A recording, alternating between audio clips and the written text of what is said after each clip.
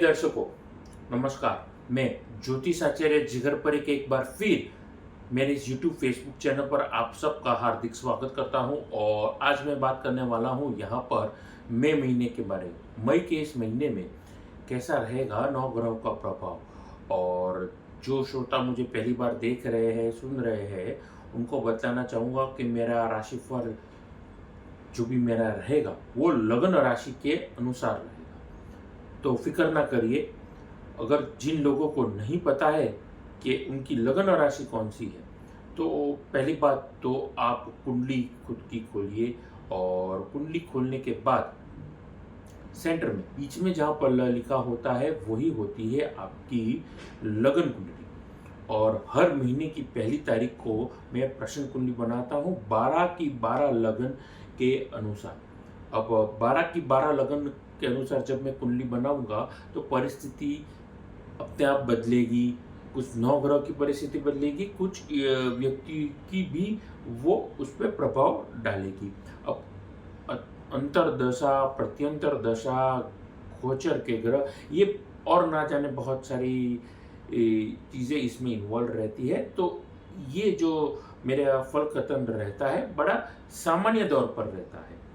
तो अगर आप कोई विशेष तकलीफ से अगर गुजर रहे हैं तो फीस जमा करवा करके आप कुंडली विश्लेषण करवा सकते हैं।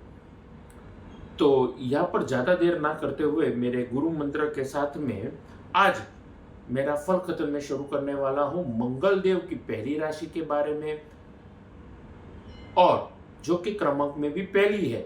जी हाँ, आज मैं बात करने वाला हूँ मेष लगन के जातकों के बारे में कि कैसा रहेगा मेष लगन के जातकों के लिए फाइनेंशियल फ्यूचर, ये पूरा महीना कैसा रहेगा बिजनेस पॉइंट ऑफ व्यू से, उनकी शादीशुदा जिंदगी कैसे रहेगी, विद्यार्थी वर्ग और स्वास्थ्य, ऐसे अनेक भी होंगे सवाल।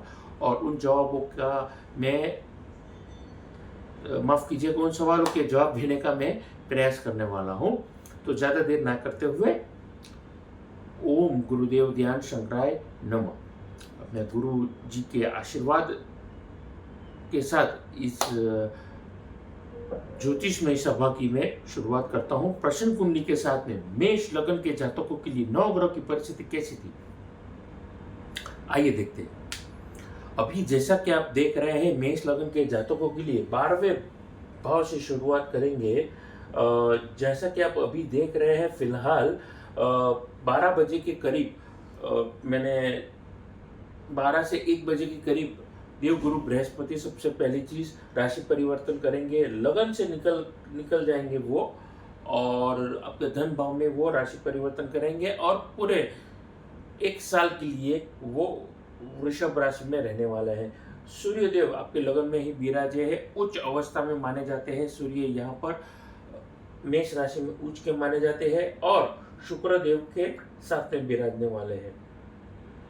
वहीं पर बात करते हैं छठे घर में केतु, 12वें भाव में राहु बुध और मंगल, राहु बुध और मंगल त्रैग्रही योग वाली परिस्थिति का निर्माण करते हुए विराजे है। छठे घर में रोग शत्रु पे विजय पाते हुए केतु,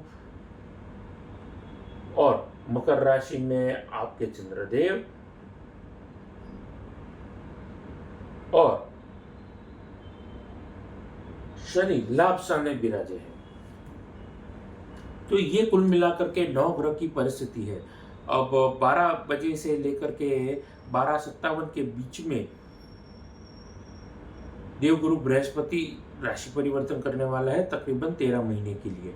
अब इस पे मैं अपने विशेष कार्यक्रम की प्रस्तुति में कर चुका हूँ, तो उस पर ज़्यादा ना चर्चा करते हुए मई महीने के फल कथन के बारे में मैं अपनी बातचीत यहाँ पर शुरू करता हूँ। छोटा सा निवेदन करना चाहूँगा यहाँ पर कि मेरे इस YouTube चैनल को आप ज़्यादा से ज़्यादा लाइक करिए, सब्सक्राइब करिए, नोटिफिकेशन बेल को दबाना ना भूलिए। अच्छी बात लगी हो तो कमेंट सेक्शन में जाकर के आप कुछ लिख भी सकते हैं, और दोस्तों में, यारों में, रिश्तेदारों में ये बात स्प्रेड भी आप कर सकते हैं। इससे हमारे चैनल को बढ़ावा मिलेगा और हमें प्रोत्साहन भी मिलेगा।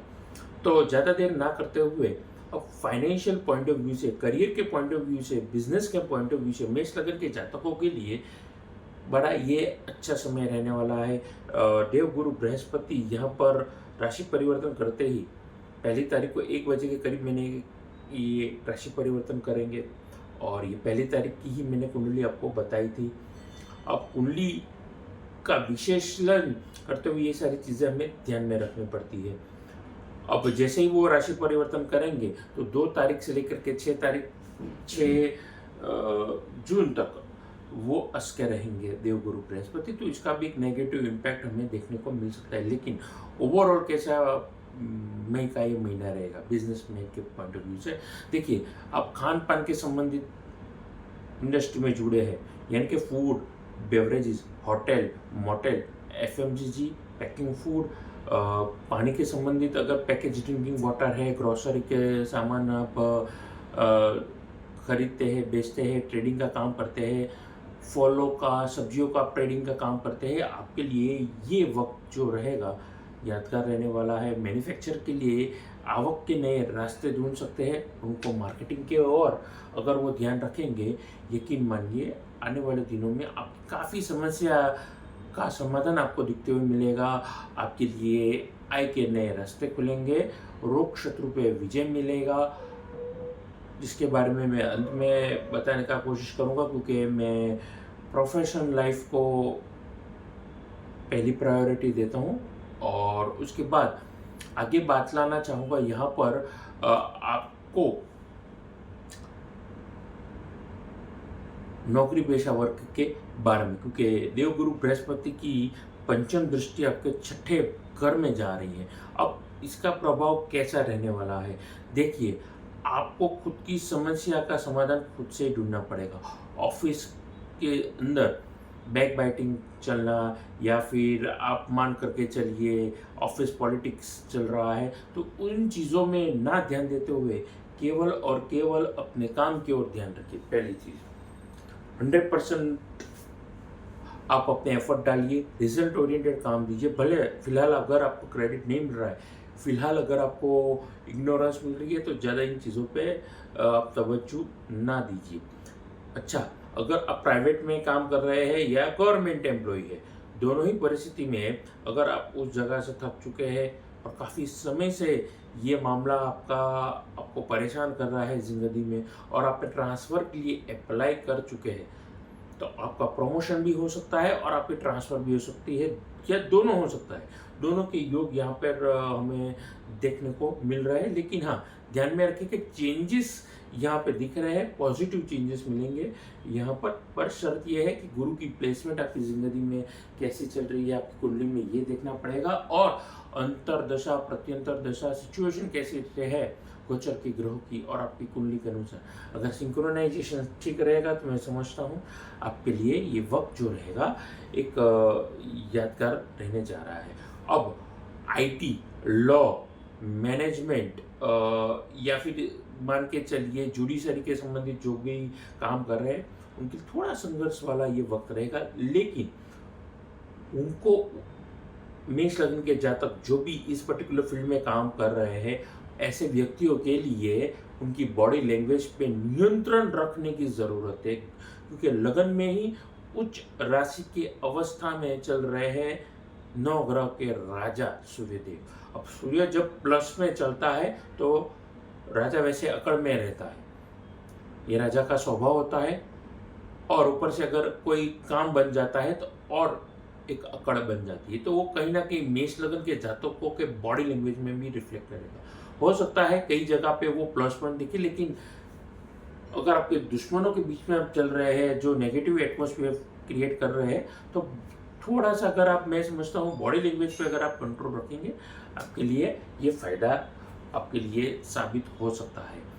आगे बतलाना चाहूँगा यहाँ पर लव और पर्सनल लाइफ के बारे में। देखिए, लव पार्टनर के लिए आपके लिए सिंपैथी हमेशा रहेगी, डिफरेंस ऑफ ओपिनियन रहेगा। क्यों डिफरेंस ऑफ ओपिनियन रहेगा? क्योंकि जैसा कि कुंडली में आप अभी देख ही चुके हैं कि लगन में ही उच्च राशि के सूर्यदेव चल रहे हैं, लेकिन सप्तम दृष्टि पार्टनर के घर पे जा रही है और वो नीच राशि बनती है सूर्यदेव की। तुला राशि में जब भी सूर्यदेव भ्रमण करते हैं तो वो नीच के माने जाते हैं। तो नीच राशि के सूर्यदेव अगर चल रहे हैं तो तकलीफ हो सकती है। पार्टनर के साथ डिफरेंस ऑफ ओपिनियन आपका हो सकता है कि कई जगह पे आपके और उनके विचार एक जैसे ना हो, तो क्या कर सकते हैं? तो ना ही झगड़ा करना है, ना ही आपको उस चीज़ का विरोध करना है। जितने हो सके प्यार मोहब्बत से टैकल करिए सिचुएशन को, रास्ता अपने आप निकलेगा। उसके अलावा लव, पीस, हार्मोनी वाला ये वक्त आपकी निजी जिंदगी में रहेगा, तो खुशनुमा माहौल रहेगा। अब मई का और अप्रैल का ये महीना चल रहा है जब मैं शूट कर रहा हूँ इस एपिसोड की, और भविष्य कथन कर रहा हूँ मई के महीने की, तो यहाँ पर छुट्टियों वाला ये माहौल रहेगा, हॉलीडेज एटमॉस्फेयर रहेगा। तो डिफरेंस ऑफ ओपिनियन आपके बीच में ज़रूर रहेंगे, लेकिन उसको दूर करने का प्रयास अगर आप करेंगे, निजी जिंदगी में थोड़ा फोकस करते हुए वेकेशन स्पेंड करिए, पॉजिटिव समय स्पेंड करिए और उनके साथ क्वालिटी टाइम स्पेंड करेंगे, डिफरेंस ऑफ ओपिनियन अपने आप दूर होकर के रहेगा। आगे बातचीत करना चाहूँगा यहाँ पर विद्यार्थी वर्ग के बारे में। देखिए, लॉ, आईटी, मैनेजमेंट, फाइनेंस के संबंधित अगर आप काम कर रहे हैं या फिर आप जुडिशरी के संबंधित काम कर रहे हैं, तो देवगुरु बृहस्पति जो दूसरे घर में राशि परिवर्तन करने वाले हैं, कहीं ना कहीं वो आपके लिए जो कंफ्यूजन की सिचुएशन चल रही थी उसके सॉल्यूशन, समाधान की ओर आपको ज़रूर लेते हुए चलने वाले हैं। तो कंफ्यूजन या हेलुसिनेशन वाला जो सिचुएशन था वो कहीं ना कहीं आपको सॉल्यूशन ओरिएंटेड सिचुएशन क्रिएट करेगा। उसके अलावा अगर आप एडमिन संबंधित काम में लगने वाले थे या आप गवर्नमेंट जॉब के लिए अप्लाई कर रहे थे, तो थोड़ा सा ध्यान रखने वाला ये वक्त रहने वाला है। थोड़ा सा कंफ्यूजन ना रहे फॉर्म भरते वक्त, खास करके गवर्नमेंट एम्प्लॉय की आप एंट्रेंस एग्जाम की तैयारी कर रहे हैं और खुद की ही डिटेल्स बाई चांस अगर आपने गलत भर दी है या भरने का संभावना दिख रही है, कंफ्यूजन ऐसी कभी कभी सिचुएशन ग्रह कर देते हैं, तो ना चाहते हुए भी हम इग्नोर कर सकते हैं। तो ऐसी छोटी सी बात रहेगी, इग्नोरेंस में ना लीजिए, नहीं लाइट लीजिए। तो क्या कर सकते हैं, ध्यान से फॉर्म भरिए, फायदेमंद ये परिस्थिति रहेगी। एडमिनिस्ट्रेशन वालों की जॉब अगर आप प्राइवेट कर रहे हैं तो सिली मिस्टेक आपके विरुद्ध जा सकती है, आपके खिलाफ जा सकती है। सिली मिस्टेक करना अवॉइड करिए और ऑफिस के एटमॉस्फेयर, लोगों के बिहेवियर को अगर आप जांचेंगे, परखेंगे, आपके लिए फायदेमंद ये परिस्थिति दिख रही है कहीं ना कहीं। आगे बातचीत करना चाहूँगा मेष लगन के स्वास्थ्य के बारे में। अब अपनी बातचीत की शुरुआत में मैंने कहा था कि धन भाव में देवगुरु बृहस्पति चल रहे हैं और छठे घर में, कुंडली के छठे घर में नौकरी का भाव भी माना जाता है, रोग शत्रुओं का भी भाव माना जाता है। वहीं पर केतु भी चल रहे हैं और उस पर देवगुरु बृहस्पति की शुभ दृष्टि पड़ रही है, तो कहीं ना कहीं रोग शत्रु पे आपका विजय माना जा रहा है। काफ़ी समय से कोई समस्या से अगर आप गुजर रहे थे, कोई तकलीफ से गुजर रहे थे, शारीरिक कष्टों से दूर अभी तक आपको दूर भाग रहे थे, वो सॉल्यूशन ही नहीं मिल रहा था, कष्ट से तो निवारण मिल नहीं रहा था, तो ऐसी सिचुएशन में आपको सॉल्यूशन मिल सकता है और सच में रोग अभी आपको दूर आपसे भागने वाले हैं। अगर लंबे समय से अगर आप कोई दवाई वगैरह कर रहे हैं तो परमानेंट सॉल्यूशन उस रोग का आपको मिल सकता है। उसके अलावा एंजाइटी, डिप्रेशन, ओवर थिंकिंग या इंसोम्निया या अनिद्रा के शिकार आप हो सकते हैं। तो ओवर थिंकिंग पहले तो करना बंद करेंगे, फायदेमंद रहेंगे। डाइजेस्टिव सिस्टम में प्रॉब्लम यहाँ पर दिखाई दे सकती है।